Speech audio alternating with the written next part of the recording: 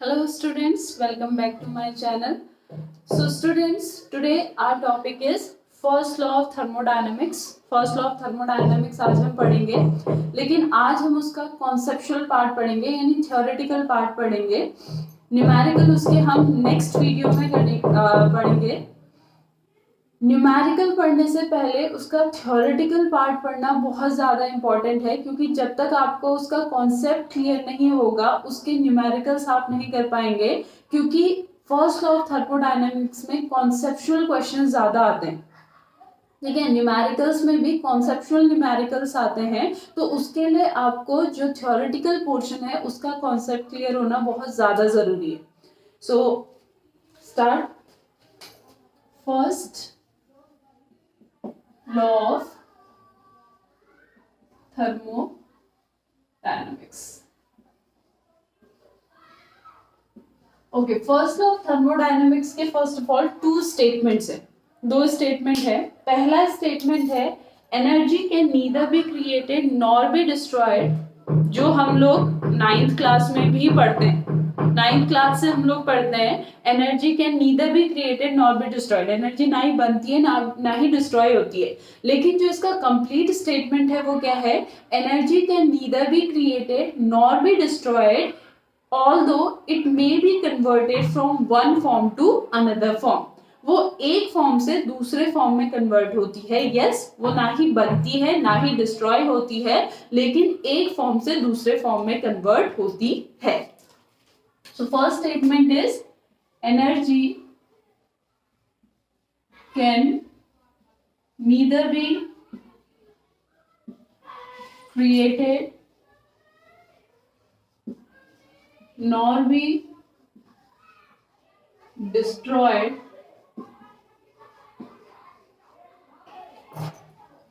although it may be converted from one form to another. ये इसका पहला statement. Now दूसरा स्टेटमेंट जो है फर्स्ट लॉ ऑफ थर्मोडायनेमिक्स का, वो क्या है? That the total energy of the universe remain constant. ठीक है, थर्मोडायनेमिक्स के अकॉर्डिंग यूनिवर्स में हमारे पास दो चीजें हैं, one is system and another one is surrounding. System वो जिस पे काम हो रहा है, यानी जिस पे हम लोग कोई भी ऑब्जर्वेशन ऑब्जर्व कर रहे हैं, वो मेरा सिस्टम है. ठीक है, जैसे अभी अगर आप मेरा वीडियो देख रहे हैं तो जो मोबाइल है जिस पे आपने फोकस किया है वो आपके लिए सिस्टम है, rest of the thing is the surrounding. ठीक है, तो system plus surrounding that is equals to universe. Clear? तो according to first law of thermodynamics the total energy of the universe remain constant although it undergo transformation from one form to another form. वो भी वही कहता है कि total energy जो है universe की वो कांस्टेंट है, लेकिन ये अलग बात है कि उस एनर्जी में ट्रांसफॉर्मेशन होता है एक फॉर्म से दूसरे फॉर्म में. So what is second statement? That the total energy of the universe remain constant although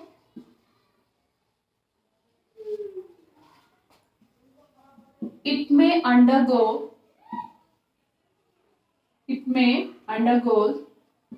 transformation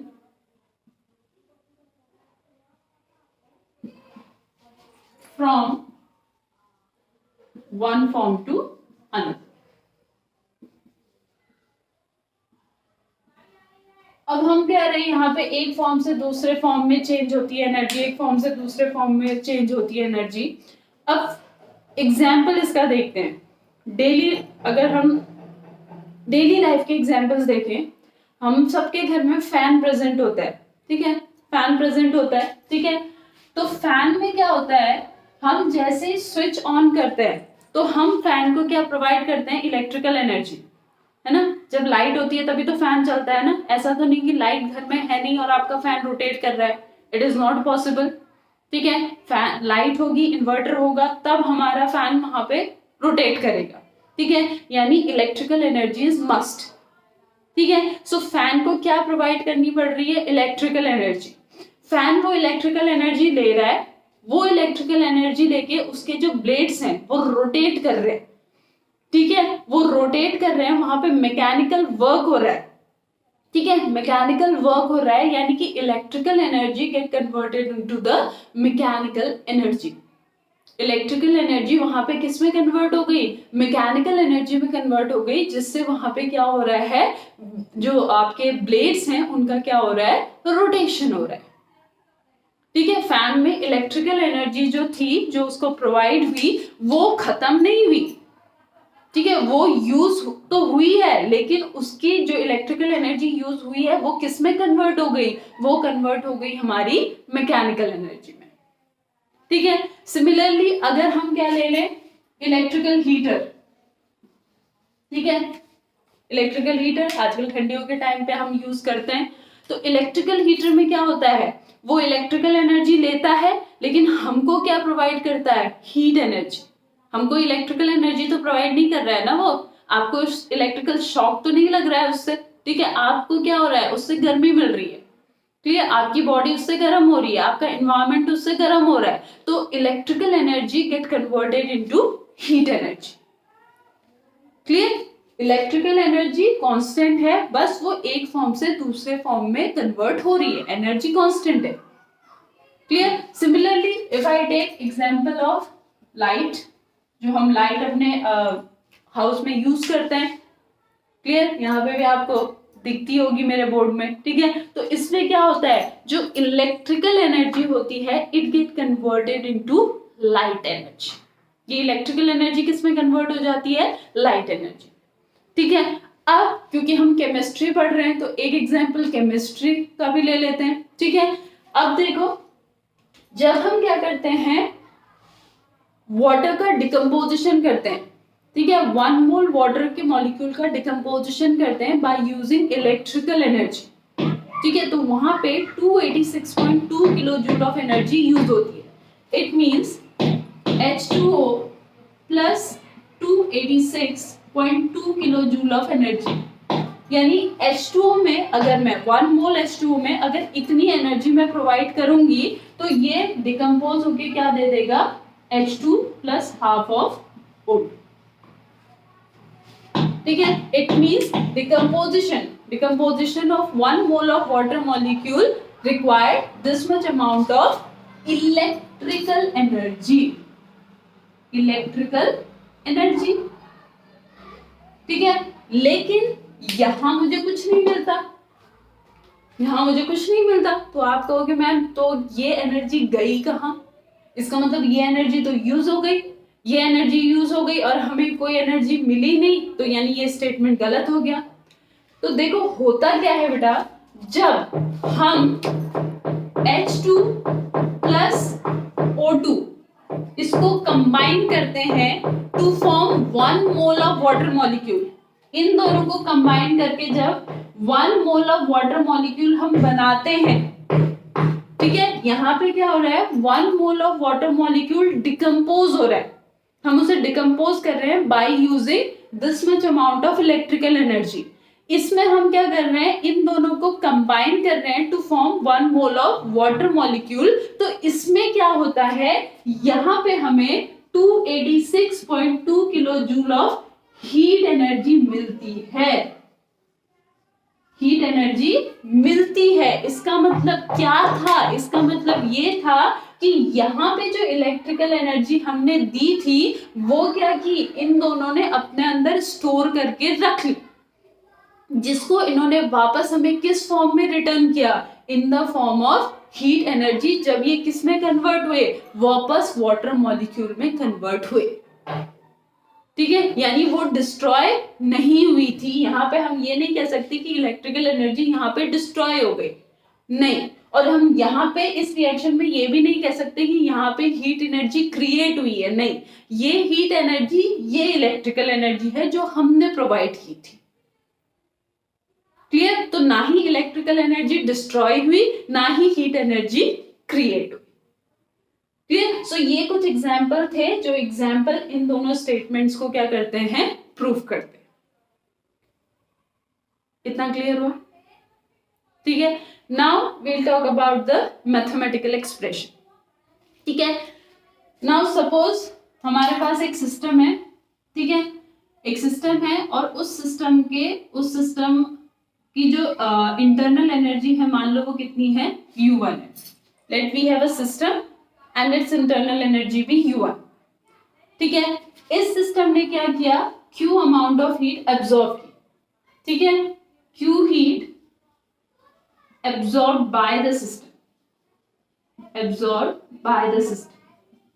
तो अब क्योंकि सिस्टम ने हीट एब्जॉर्ब की है, सिस्टम ने हीट एब्जॉर्ब की है, तो जब सिस्टम हीट एब्जॉर्ब करेगा तो क्या होगा, इंटरनल एनर्जी क्या होती है, हमने पढ़ा था ना, क्लियर? ठीक है, तो एक सिस्टम है, किसी भी बॉडी के अंदर अपनी खुद की एक एनर्जी होती है, that is known as its internal energy.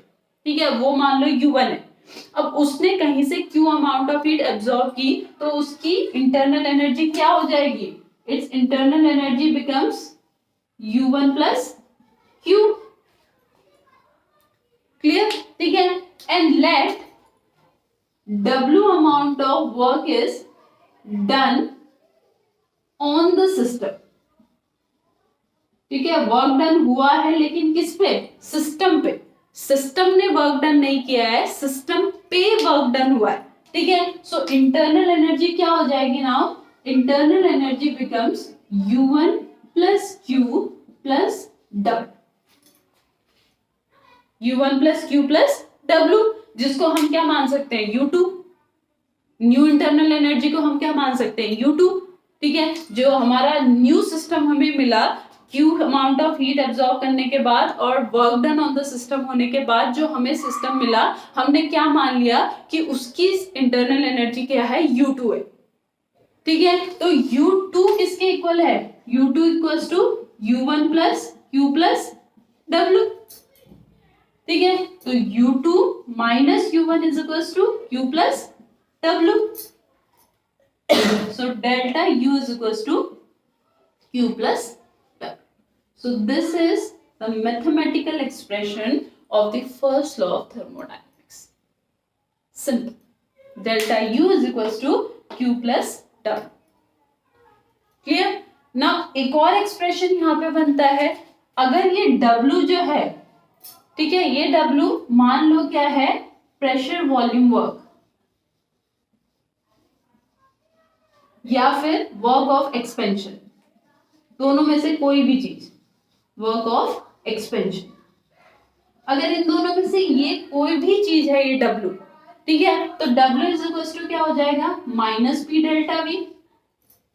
ये हमने वर्क वाले वीडियो में पढ़ा था। ठीक है, W equal to minus P delta V हो जाएगा। अगर W equal to minus P delta V हो जाएगा तो ये इक्वेशन क्या हो जाएगी, this equation becomes delta U is equal to Q minus P delta V। ये प्लस W था ना, चलो यहाँ पे प्लस करके देख लेते हैं, plus minus P delta V। W की जगह क्या आ गया, minus P delta V, plus minus क्या हो जाएगा, minus. So delta U is equal to Q minus P delta V and Q is equal to delta U plus P delta V। So this is the second statement of first law of thermodynamics. So first law of thermodynamics के दो statement हो गए. First one is delta U is equals to Q plus W and second one is Q is equals to delta U plus P delta V. Clear? This is the mathematical expression. इतना ही है mathematical expression. ठीक है? This is the mathematical expression of the first law of thermodynamics. Clear? Now first law of thermodynamics से related two important things हैं यहाँ पे, clear, जो आप लोगों ने ध्यान रखना बहुत ज्यादा जरूरी है। क्लियर? फर्स्ट थिंग, अगर मैं आइडियल गैस की बात करूं, if I talk about ideal gas, ठीक है, आइडियल गैस में क्या होता है, जो इंटरनल एनर्जी होती है for ideal gas, the internal energy is a function of temperature only. हम अगर आइडियल गैस की बात करें तो आइडियल गैस के केस में जो इंटरनल एनर्जी होती है वो सिर्फ किसका फंक्शन होती है, टेम्परेचर का, यानी वो सिर्फ किस पे डिपेंड करती है, टेम्परेचर पे। ठीक है, तो अगर मान लो हमारे पास आइडियल गैस है, ठीक है, हमारे पास आइडियल गैस है और आइसोथर्मल कंडीशन है। आइसोथर्मल कंडीशन में क्या होता है, टेम्परेचर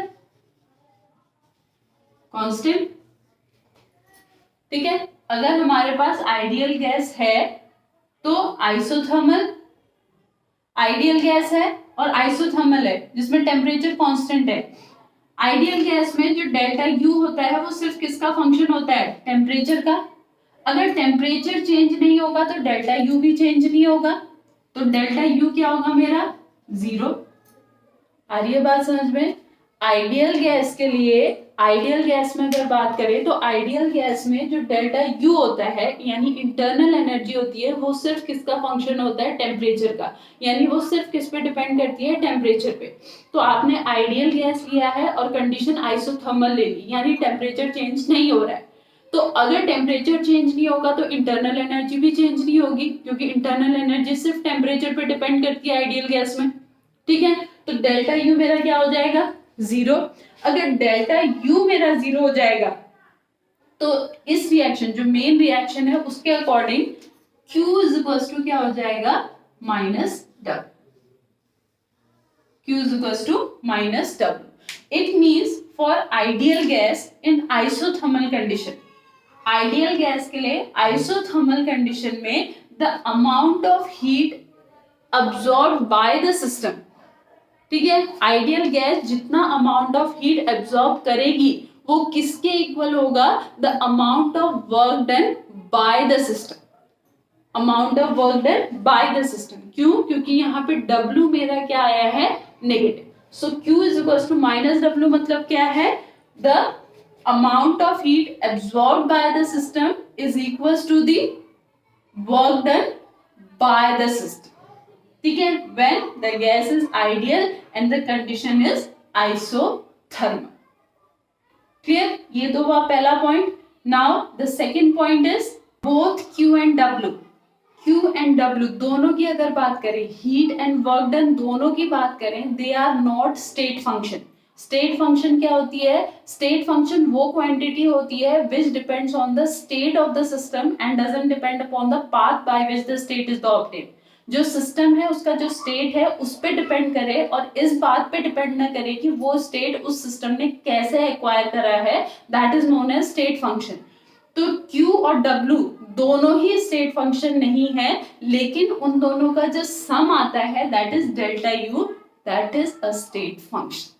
ये सेकेंड इंपॉर्टेंट थिंग है। Clear? It means Q and W they both are not state function but their sum, इन दोनों का जो सम है that is delta U is a state function.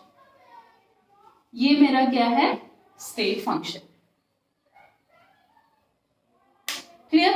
So this is all about first law of thermodynamics. ये इसकी आपके statement है, इसके कुछ एग्जाम्पल्स हैं। अगर आपको एग्जाम्पल देना होगा, अगर एग्जाम में पूछेंगे तो यहाँ पे जो ये एग्जाम्पल दिया है, ये एग्जाम्पल काफी वाटर का अच्छा एग्जाम्पल है केमिस्ट्री पॉइंट ऑफ व्यू से, और ये इसका मैथमेटिकल एक्सप्रेशन है, दो स्टेटमेंट इसके हैं, दो मैथमेटिकल फॉर्मुलेशन इसके हैं, बट मेन जो है that is delta U is equal to Q plus W, and इसी के बेसिस पे इसके दो मेन पॉइंट्स हैं। फर्स्ट इसका आइडियल गैस का कॉन्सेप्ट आइसोथर्मल कंडीशन में, एंड सेकंड इसके स्टेट फंक्शन का concept. So this is all about first of thermodynamics.